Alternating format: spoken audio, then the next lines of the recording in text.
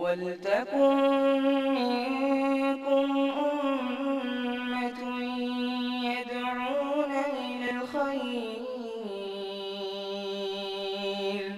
وَيَأْمُرُونَ بِالْمَعْرُوفِ وَيَنْهَوْنَ عَنِ الْمُنكَرِ وَأُولَٰئِكَ هُمُ الْمُفْلِحُونَ.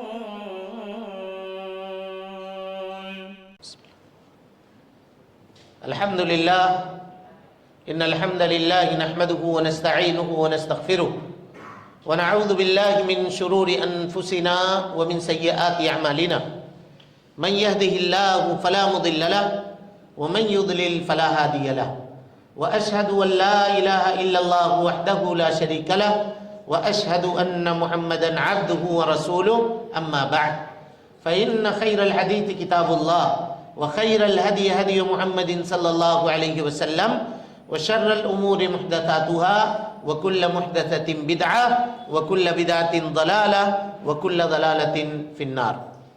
محترم حاضرین، سامعین کرام، دوستوں، بزرگوں اور ساتھیوں، پردہ نشین اسلامی رشتے کی مائیں اور بہنیں، اللہ کے فضل اور اس کے توفیق سے آج کی اس تراویح میں ہم لوگوں نے پہلے پارے کے مکمل نہیں بلکہ ایک آدھ صفحہ چھوڑ کر کے مکمل پارے کی تلاوت ہم نے سماعت فرمائی. آپ سب کو معلوم ہے کہ قرآن مجید کی ابتدا جو ہوتی ہے وہ سورۃ الفاتحہ سے ہوتی ہے کہ نہیں؟ کس سے ہوتی ہے؟ سورۃ الفاتحہ. قرآن مجید میں کل سورتیں کتنی ہیں؟ 114. اور 114 سورتوں میں سب سے پہلی سورت کون سی ہے؟ سورۃ الفاتحہ ہے نا. تو آج کی اس درس میں ہم لوگ انشاءاللہ سورۃ الفاتحہ کے مسائل جاننے کی کوشش کریں گے اور تفصیل سے اس کو جاننے کی کوشش کریں گے. سب سے پہلی بات، یہ سورہ نازل کہاں ہوئی؟ ٹھیک ہے، سورۃ الفاتحہ کا نزول کہاں ہوا؟ تو اس سلسلے میں علماء کا اختلاف ہے. کچھ لوگ کہتے ہیں کہ سورہ فاتحہ مکۃ المکرمہ میں نازل ہوئی، اور کچھ لوگ کہتے ہیں کہ سورۃ الفاتحہ مدینہ منورہ میں نازل ہوئی. یعنی یہ مکی صورت ہے یا مدنی صورت ہے، اس سلسلے میں اختلاف ہے.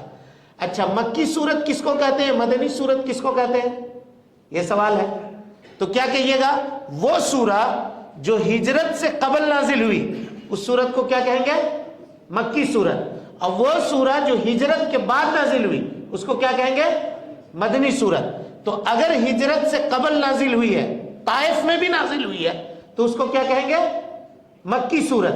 اور ہجرت کے بعد نازل ہوئی ہے، مکے میں بھی نازل ہوئی ہے، تو اس کو کیا کہیں گے؟ مدنی صورت. آ گیا قاعدہ سمجھ میں آ گیا؟ اب اس سلسلے میں اختلاف ہے کہ یہ سورہ فاتحہ مدینہ میں نازل ہوئی ہے یا مکے میں نازل ہوئی ہے. ٹھیک ہے، فیصلہ کیسے ہوگا اختلاف کا فیصلہ؟ تو قرآن مجید میں ایک سورہ ہے سورۃ الحجر. کون سا سورہ ہے؟ سورۃ الحجر. کتنا پارہ میں؟ 14 پارے میں، 14ویں پارے میں یہ سورہ ہے. اللہ تعالیٰ کہتا ہے وَلَقَدْ آتَيْنَاكَ سَبْعًا مِّنَ الْمَثَانِي وَالْقُرْآنَ الْعَظِيمِ. اے اللہ کے نبی صلی اللہ علیہ وسلم، ہم نے آپ کو 7 مثانی یعنی 7 ایسی آیتیں جو بار بار پڑھی جاتی ہیں وہ ہم نے دی ہے، اور قرآن عظیم دیا ہے. قرآن عظیم سے مراد یہی سورۃ الفاتحہ. سب کا اتفاق ہے کہ سورۃ الحجر یہ مکۃ المکرمہ میں نازل ہوئی ہے. تو پتہ کیا چلا؟ بولیے، یہ سورت کیا ہے؟ مکی سورت ہے. ہو گیا فیصلہ؟ ابھی رکیے، ایک اور دلیل لیجیے. اللہ تعالیٰ نے اس سورت کو کہا ہے سورۃ الصلاح. اس کا کیا نام ہے؟ سورۃ الصلاح یعنی نماز. اور آپ سب کو معلوم ہے کہ کوئی بھی نماز چاہے فرض ہو یا نفل ہو، کوئی بھی نماز بغیر سورہ فاتحہ پڑھے ہوئے مکمل نہیں ہوتی. حضرت عبادہ ابن صامت انصاری رضی اللہ تعالیٰ عنہ کی روایت ہے، کہتے ہیں کہ نبی صلی اللہ علیہ وسلم نے فرمایا لا صلاۃ لمن لم یقرأ بفاتحۃ الکتاب. اس شخص کی نماز ہی نہیں ہے جس نے سورہ فاتحہ نہ پڑھی، اس کی نماز ہی نہیں ہے، مکمل اس کی نماز ہو ہی نہیں سکتی. تو نماز فرض کہاں ہوئی ہے؟ بولیے، لیلۃ المعراج میں. اور معراج اللہ کے نبی صلی اللہ علیہ وسلم کو کہاں ہوا تھا؟ بولتے چلیے، ہمارے ساتھ ساتھ چلیے. کہاں ہوا تھا؟ مکے میں. تو یہ سورت کہاں نازل ہوگی؟ بولیے مکے میں. کیا پتا چلا اس سے کہ یہ سورت کیا ہے؟ مکی سورت ہے. ٹھیک ہے. اللہ تعالیٰ نے یہ کہا کہ اس سورت میں کتنی آیتیں ہیں؟ 7 آیتیں ہیں. تو 7 آیت کون کون ہے ذرا بتائیے تو. ہاں بسم اللہ الرحمن الرحیم ایک آیت, الحمدللہ رب العالمین بولیے دوسری آیت, الرحمن الرحیم تیسری آیت, مالک یوم الدین ایاک نعبد و ایاک نستعین اہدنا الصراط المستقیم صراط الذین انعمت علیہم غیر المغضوب علیہم ولا الضالین آمین. یہ کتنی ہوئی؟ 7ویں آیت. غلط. بسم اللہ الرحمن الرحیم سورہ فاتحہ کی آیت ہے یا نہیں ہے, اس سلسلے میں اختلاف ہے. سمجھ رہے ہیں؟ خوب غور سے سنیے. اگر کوئی آدمی یہ کہتا ہے کہ سورہ فاتحہ کی آیت بسم اللہ الرحمن الرحیم ہے اور نماز میں زور سے اگر بسم اللہ الرحمن الرحیم نہیں پڑھا, یعنی اللہ اکبر کہہ کے الحمدللہ رب العالمین یہاں سے نماز شروع کر دی, اس کی نماز نہیں ہوگی کیونکہ ایک آیت چھوڑ دیا. پھر کیسے ہوگا؟ سمجھ رہے ہیں سوال؟ سمجھ رہے ہیں؟ سورہ فاتحہ میں بسم اللہ الرحمن الرحیم جو ہے یہ ایک آیت نہیں ہے. یہ کیا ہے؟ یہ الگ ہے جو اللہ رب العالمین نے ہر سورت کے شروع میں نازل کی ہے. حضرت انس ابن مالک رضی اللہ تعالیٰ عنہ کہتے ہیں کہ میں نے نبی صلی اللہ علیہ وسلم کے پیچھے نماز ادا کی. صحیح مسلم کی روایت ہے. حضرت ابو بکر صدیق رضی اللہ تعالیٰ عنہ کے پیچھے نماز ادا کی. حضرت عمر ابن خطاب رضی اللہ تعالیٰ عنہ کے پیچھے نماز ادا کی. سارے کے سارے لوگ نماز کی ابتدا کرتے تھے کس سے؟ الحمدللہ رب العالمین. اور ولا یذکرون بسم اللہ الرحمن الرحیم, بسم اللہ الرحمن الرحیم کا ذکر نہیں کرتے تھے. اس کا مطلب یہ ہے کہ زور سے بسم اللہ الرحمن الرحیم نہیں پڑھا کرتے تھے. اس سے کیا پتا چلا؟ بولیے کہ بسم اللہ الرحمن الرحیم کیا ہے؟ یہ آیت نہیں ہے. بسم اللہ الرحمن الرحیم قرآن مجید کے 113 سورتوں کے شروع میں ہے. سورہ توبہ کے شروع میں بسم اللہ کا ذکر نہیں ہے, لیکن پورے قرآن میں بسم اللہ الرحمن الرحیم 114 مرتبہ ذکر کیا گیا ہے. کیسے؟ ایک آیت ہے سورۃ النمل کی, وَإِنَّهُ مِن سُلَيْمَانَ وَإِنَّهُ بسم اللہ الرحمن الرحیم. تو اگر اس کو جوڑ دیجئے گا تو پورے قرآن میں کتنے مرتبہ ذکر ہوا بسم اللہ کا؟ 114 مرتبہ. کہیے گا کتنے سورت کے شروع میں ہوا؟ تو کہیے گا 13 سورتوں کے شروع میں بسم اللہ الرحمن الرحیم کا ذکر ہوا. چلیے ماشاءاللہ بہت اچھی بات. تو اب 7 آیت کیسے بنے گی پھر؟ صراط الذین انعمت علیہم, یہ کون سی آیت ہوئی؟ 6 آیت. غیر المغضوب علیہم ولا الضالین, یہ کون سی آیت ہوئی؟ 7ویں آیت. سمجھ گئے؟ کہیے گا کیسے ایسے ہوگا؟ تو دیکھیے قرآن مجید کا سیاق ہے, سیاق کہتے ہیں وہ جب اس کی صورتوں کو آپ پڑھیے گا تو اگر شارٹ آیتیں ہیں, چھوٹی چھوٹی آیتیں, تو ساری آیتیں چھوٹی چھوٹی چھوٹی چھوٹی آئیں گی اسی طرح سے. ٹھیک ہے؟ قل یا ایھا الکافرون لا اعبد ما تعبدون ولا انتم عابدون ما اعبد. دیکھ رہے ہیں ایک لائن سے چھوٹی چھوٹی صورتیں. اور اگر کہیں بڑی ہے تو پھر بڑی بڑی صورتیں آئیں گی. یہاں اللہ تعالیٰ نے کیسے کہا؟ الحمدللہ رب العالمین الرحمن الرحیم مالک یوم الدین ایاک نعبد و ایاک نستعین, سب چھوٹی چھوٹی آیتیں ہیں. اہدنا الصراط المستقیم, یہ بھی چھوٹی ہے. صراط الذین انعمت علیہم غیر المغضوب علیہم ولا الضالین آمین. یہ آیت بڑی کیسے ہو جائے گی؟ سمجھ رہے ہیں؟ تو یہ قرآن مجید کے نظم کے بھی کیا ہو گیا؟ خلاف ہوا. اسی لیے اب 6 آیت بنے گی صراط الذین انعمت علیہم, یہاں کے رک جانا پڑے گا.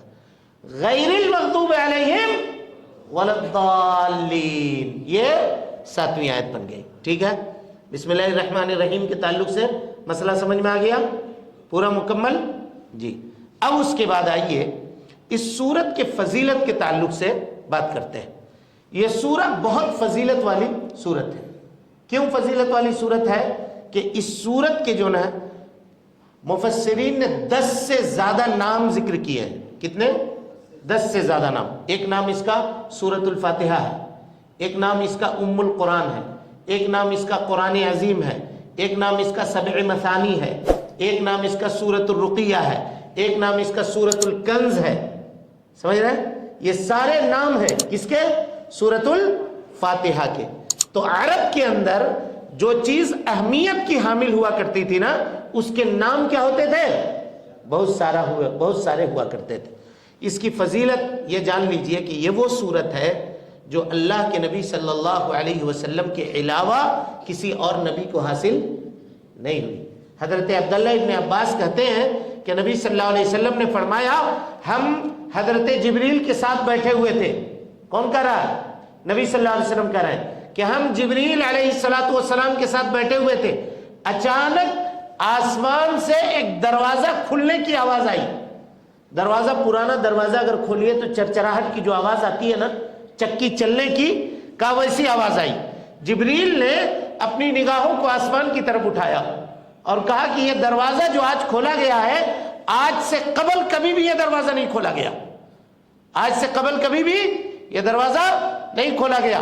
اور جو سورت اتری ہے کہ آج سے پہلے کسی نبی کو نہیں دی گئی، وہ سورت الفاتحہ اور سورت البقرہ کی آخری 2 آیتیں. سورت البقرہ کی آخری 2 آیتیں. سمجھ رہے؟ یہ اس کی فضیلت ہے.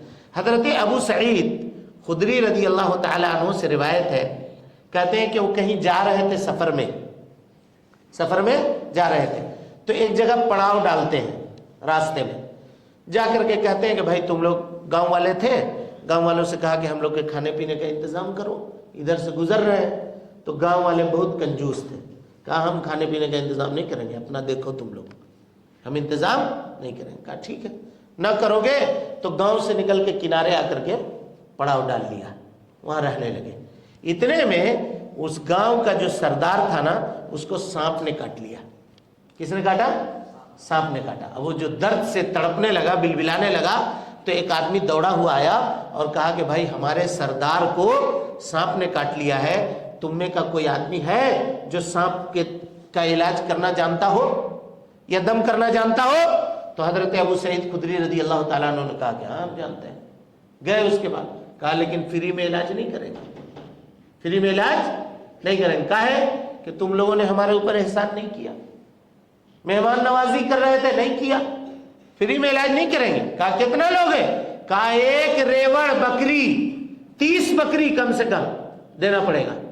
اور پھر اس کے بعد علاج کیا، سورت الفاتحہ پڑھ کر کے دم کیا، اور اللہ کے فضل اور اس کے توفیق سے کیا ہو گیا، وہ جو سردار رو رہا تھا اور درد کے مارے کراہ رہا تھا، اتنا فریش ہو گیا کہ اونٹ کو جیسے کھول دیا جائے صبح صبح اور وہ تیزی کے ساتھ دوڑے، ویسا اٹھ کر کے دوڑنے لگا، وہ دم کرنے سے، ایک مرتبہ کے دم کرنے سے. اب 30 بکری مل گئی. اب صحابہ کرام کا تقوی دیکھیے، کہا بکری نہیں کھائیں گے، چلو سب لے کر کے اللہ کے نبی صلی اللہ علیہ وسلم کے پاس، پہلے پوچھیں گے یہ حلال ہے کہ نہیں ہے، جائز ہے کہ نہیں ہے. گئے، پوچھا نبی صلی اللہ علیہ وسلم سے، تو آپ صلی اللہ علیہ وسلم نے پوچھا کہ تمہیں کس نے کہا تھا کہ یہ رقیہ ہے، اس کو دم کرنا چاہیے؟ کہا اللہ کے نبی نماز میں پڑھی جاتی ہے، ہم نے سمجھا پڑھ کے دم کر دیا. کہا اللہ اکبر، یہ رقیہ ہے، واقعی یہ رقیہ ہے اور یہ دم کی جانے والی صورت ہے. اور اس کے بعد کہا کہ وہ بکری، کہا کھاؤ بھی، اور اگر باقی ہے تو اس میں ایک حصہ ہمارا بھی لگا دو، ایک حصہ ہمارا بھی لگا دو. تو اس کا کیا مطلب ہوا کہ اللہ کے نبی صلی اللہ علیہ وسلم نعوذ باللہ لالچی تھے؟ کہا کہ ہمارا ایک حصہ لگا دیجیے. اس لیے کہا کہ کوئی شک و شبہ نہ رہے، ہم کھا رہے ہیں، کوئی شک و شبہ نہ رہے. اور ایک دوسری بات یہ ہوتی ہے کہ جو سردار ہوتے ہیں، اگر سردار عام لوگوں کے ساتھ شریک ہو جائے، ابھی یہاں دسترخوان بچھایا جا رہا ہے اور جو سردار ہے، رئیس ہے، وہ آ کر کے سب کے ساتھ مل کر کے بیٹھ کے دسترخوان میں کھانے لگے، تو سب اپنی عزت افزائی محسوس کریں گے نہیں کریں گے؟ کہا کہ تم لوگ تو تقسیم کرو، ایک حصہ اس میں کیا کرو، میرا بھی لگا دو، تاکہ صحابہ کرام کا دل مطمئن بھی ہو جائے اور دل کیا ہو جائے، خوش بھی ہو جائے. یہ اللہ کے نبی جناب محمد رسول اللہ صلی اللہ علیہ وسلم کا معاملہ تھا. سورۃ الفاتحہ یہ کیا ہے؟ پورے قرآن مجید میں جو مضمون بیان ہوا ہے نا اس کا خلاصہ اسی ایک سورت کے اندر ہے. پورے قرآن میں جو مضمون گزرا ہے اس کا خلاصہ کہاں ہے؟ اسی ایک سورت میں، سورۃ الفاتحہ میں ہے. دیکھیے اب کہا الحمدللہ رب العالمین، تمام تعریف اس اللہ کے لیے. اس کو کہتے ہیں حمد. حمد کس کو کہتے ہیں؟ کسی کے خوبی کے اوپر آدمی نیت کر کے اور پورے ارادے کے ساتھ، پورے محبت کے ساتھ اس کی تعریف بیان کرے. اس کو کیا کہتے ہیں؟ حمد. اس کو کہتے ہیں حمد. اور الف لام یہاں استغراق کے لیے ہے، مانے تمام طرح کے حمد، جتنی طرح کی تعریف ہو سکتی ہے وہ سب کے سب کس کے لیے ہے؟ اللہ رب العالمین کے لیے. اللہ اکبر. الرحمن الرحیم، جو کیا ہے؟ بڑا مہربان ہے. الرحمن یہ اللہ کی ذاتی صفت ہے، اور الرحیم یہ اللہ رب العالمین کی کون سی؟ عملی صفت ہے. اللہ تعالیٰ رحم کرنے والا بھی ہے اور وہ رحمان بھی ہے. کافر کے اوپر بھی رحم کرتا ہے، مشرک کے اوپر بھی رحم کرتا ہے. جو اللہ کے علاوہ غیر اللہ کو پوجتا ہے اللہ اس کے اوپر بھی کیا کرتا ہے؟ رحم کرتا ہے. لیکن قیامت کے دن اللہ تعالیٰ کس کے اوپر رحم کرے گا؟ صرف مومنین کے اوپر رحم کرے گا. سمجھ آ رہی بات؟ دنیا میں دونوں پر، لیکن قیامت کے دن صرف مومنین کے اوپر. الرحمن الرحیم، تمام تعریف اس اللہ کے لیے ہے جو سارے جہان کا رب ہے، جو رحمان ہے، جو رحیم ہے. اس کے بعد کہا مالک یوم الدین، روز جزا کا مالک ہے.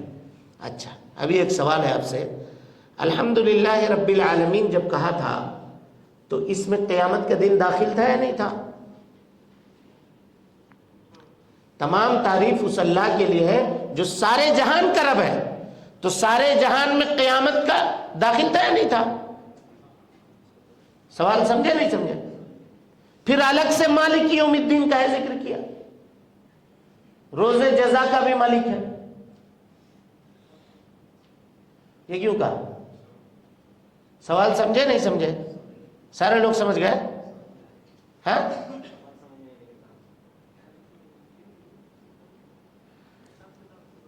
ہاں دیکھیے دنیا میں بھی مالک کون ہے؟ اللہ ہی ہے، لیکن یہاں اختیار کچھ اور لوگوں کو دیا ہوا ہے. یہ پرائم منسٹر ہے، یہ فلاں منسٹر ہے، یہ فلاں منسٹر ہے، یہ بھی فیصلہ کر سکتا ہے، وہ بھی کر سکتا ہے، وہ بھی کر سکتا ہے. لیکن آخرت میں صرف اللہ، وہاں کسی اور کی نہیں چلے گی. کس کی چلے گی؟ صرف اللہ کی. اسی لیے کہہ دیا مالک یوم الدین. اور اس دن اللہ تعالیٰ سارے سرداروں کو کھڑا کرے گا، اکٹھا کرے گا، جمع کرے گا اور پوچھے گا کہ بتاؤ لمن الملک اليوم، آج کس کی بادشاہت ہے؟ دنیا میں تم بادشاہت تمہاری تھی نا، خوب اتراتے تھے، جیسا چاہتے تھے ویسا فیصلے کرتے تھے، ظلم کرتے تھے، زیادتی کرتے تھے. آج کس کی بادشاہت ہے؟ کوئی نہیں بولے گا، سب چپ، ایک پتا نہیں کھڑکے گا. پھر اللہ تعالیٰ خود جواب دے گا. کیا جواب دے گا؟ للہ الواحد القہار. آج صرف ایک اللہ رب العالمین کی بادشاہت ہے جو غالب بھی ہے اور قہر والا بھی ہے، قوت والا بھی ہے، طاقت والا بھی ہے. سمجھ رہے ہیں؟ مالک یوم الدین. ابھی ایک چیز دیکھیے یہاں پہ غور کیجیے.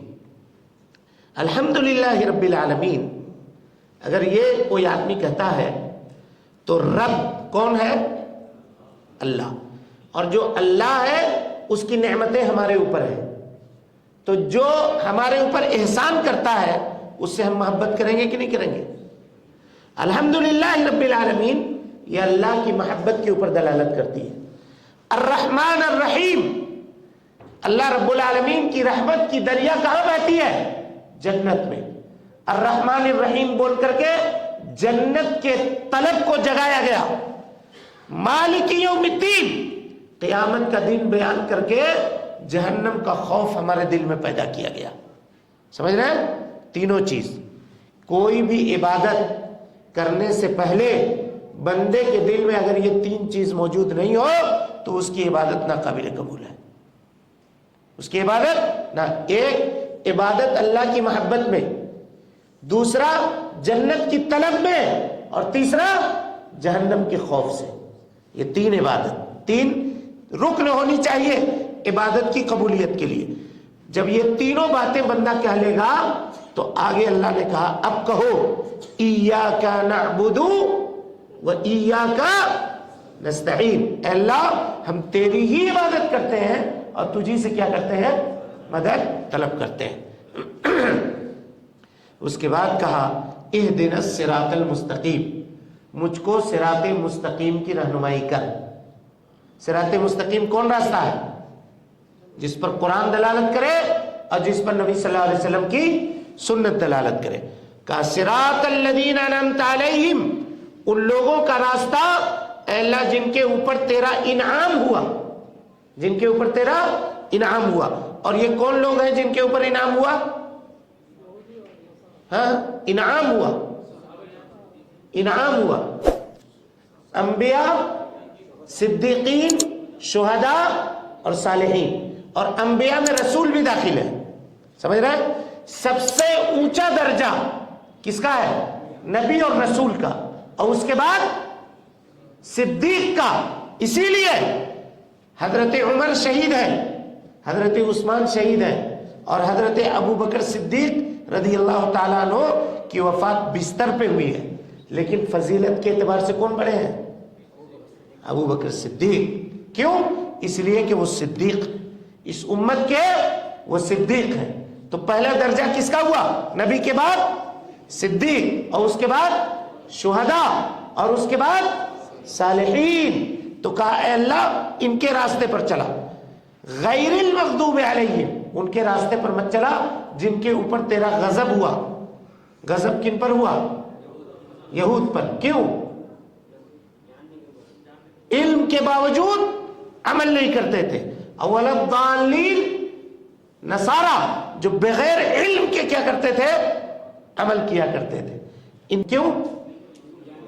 اس لیے کہ اللہ نے پہلے اس کا ذکر کیا، غیر المغضوب علیہم، مغضوب علیہ کا پہلے ذکر کیا اور اس کے بعد والضالین کا بعد میں ذکر کیا. اب یہ کہہ لینے کے بعد چاہے نماز میں ہو یا نماز کے باہر ہو، بندے کو کیا کہنا چاہیے؟ آمین. کیوں کہنا چاہیے؟ کہ یہ پوری کی پوری سورہ کیا ہے؟ دعا ہے. کیا ہے؟ دعا ہے. اللہ تعالیٰ کہتا ہے، بس آخری بات کہہ کے بات ختم کرتے ہیں.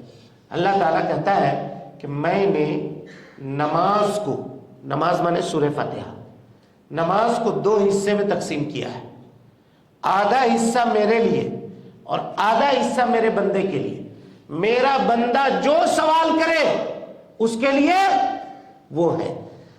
جب بندہ نماز میں ہوتا ہے الحمدللہ رب العالمین کہتا ہے تو اللہ تعالیٰ کہتا ہے بندے نے میری تعریف کی. الرحمن الرحیم کرتا ہے تو اللہ تعالیٰ کہتا ہے بندے نے میری ثنا بیان کی. مالک یوم الدین کہتا ہے تو اللہ تعالیٰ کہتا ہے بندے نے میری عظمت بیان کی. ایاک نعبد و ایاک نستعین جب کہتا ہے تو اللہ تعالیٰ کہتا ہے کہ یہ میرے اور میرے بندے کے درمیان ہے. یعنی 7 آیت ہے نا کل، 7 آیت میں 3.5 آیت اللہ کے لیے اور باقی 3.5 آیت بندے کے لیے.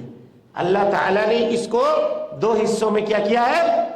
تقسیم کر دیا ہے. لہذا ہم جب نماز میں اس کو پڑھیں تو ہمارے دل کے اندر یہ چیزیں ہونی چاہیے کہ ہم کس کو پڑھ رہے ہیں، تاکہ اس سے ہماری زندگی بدلے اور جو کچھ بھی ہم اللہ سے سوال کر رہے ہیں وہ سوال اللہ رب العالمین سے بصیرت کی بنیاد پر کریں. یوں ہی نہیں کہ ایک رسم ہے پڑھ دیا اور پڑھ دیا، ایسا نہیں کرنا چاہیے. اب اس کے بعد انشاءاللہ کل سے پھر سورۃ البقرہ کی ہم تفسیر کریں گے. تفسیر کا یہ انداز مناسب ہے، اسی انداز میں رہنا چاہیے. ہاں ہے کہ نہیں؟ مختصر ہو اور جو ہو وہ ٹھوس علم ہو، تاکہ جو بات ہو وہ ذہن کے اندر، دماغ کے اندر کیا ہو جائے؟ بیٹھ جائے. اللہ رب العالمین سے دعا ہے کہ اللہ تعالی ہمیں اور آپ کو حسن عمل کی توفیق دے، ہم سب کی اصلاح فرمائے، نیکیوں کو قبول کرے، سیئات سے درگزر فرمائے، جب تک زندہ رکھے دین اسلام پہ زندہ رکھے، اور جب اٹھائے ایمان پہ اٹھائے. آمین. وآخر دعوانا ان الحمدللہ رب العالمین. محترم سامعین و ناظرین، آپ تمام حضرات سے گزارش ہے کہ مرکزی جامع مسجد کے خطبات اور دروس کو اگر آپ سننا چاہتے ہیں تو اس چینل کو آپ لائک کریں، اس کو سبسکرائب کریں اور اس کو لوگوں تک پھیلانے کی کوشش کریں۔ اللہ رب العالمین ہم سب کی نیکیوں کو قبول کرے۔ وجزاکم اللہ خیرا۔